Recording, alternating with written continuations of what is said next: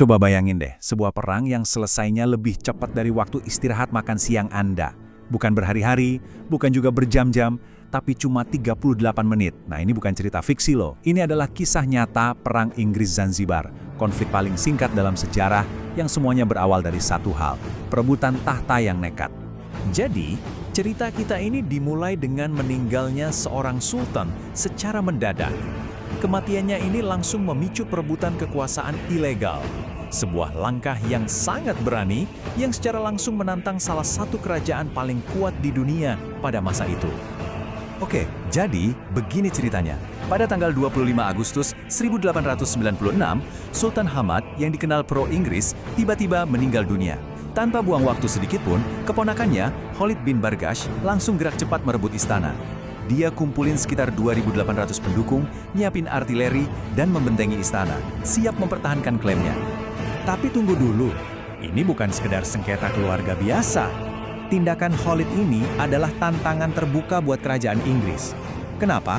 Karena ada perjanjian yang menyatakan setiap sultan baru harus dapat persetujuan dari konsul Inggris. Dan aturan inilah yang dengan sengaja dilanggar oleh Khalid. Tentu saja, Inggris gak tinggal diam. Langkah berani Khalid ini langsung direspon dengan cepat.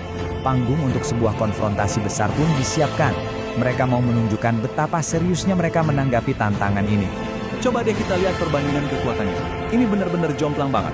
Di satu sisi ada Inggris dengan kapal perang baja modern dari Angkatan Laut Kerajaan. Di sisi lain, ada Zanzibar dengan pasukan yang sebagian besar adalah warga sipil. Dan satu-satunya Angkatan Laut mereka adalah kapal pesiar kerajaan yang dimodifikasi. Kelihatan kan siapa yang bakal menang? Uniknya, Sultan Khalid ini kayaknya terlalu percaya diri. Dia bilang ke Inggris, kami gak akan nurunin bendera kami, dan kami yakin kalian gak akan nembak kami. Wah, ini adalah salah perhitungan yang fatal. Dia benar-benar meremehkan keseriusan Inggris. Ultimatum dari Inggris itu simple dan gak bisa ditawar.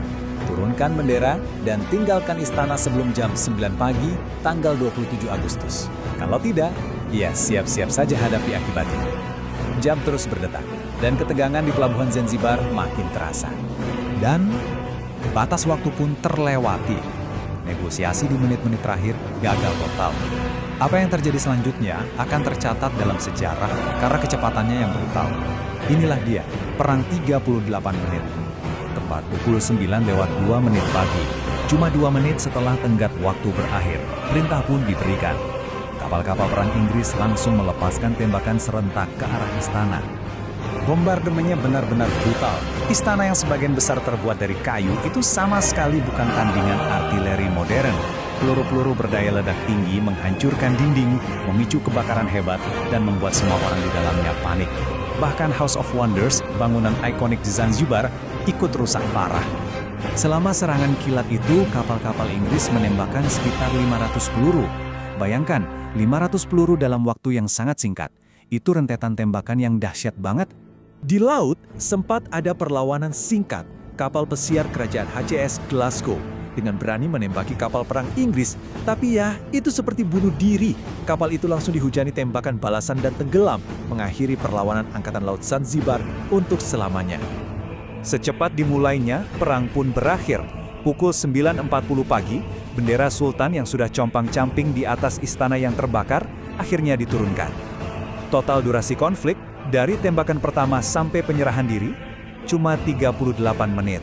Tapi, konsekuensinya bagi manusia sangat tragis. Sekitar 500 pejuang dan warga sipil Zanzibar tewas atau terluka, sementara di pihak Inggris hanya satu pelaut yang cedera ringan. Perbedaan korban jiwa ini menunjukkan betapa brutal dan berat sebelahnya konflik yang sangat singkat ini.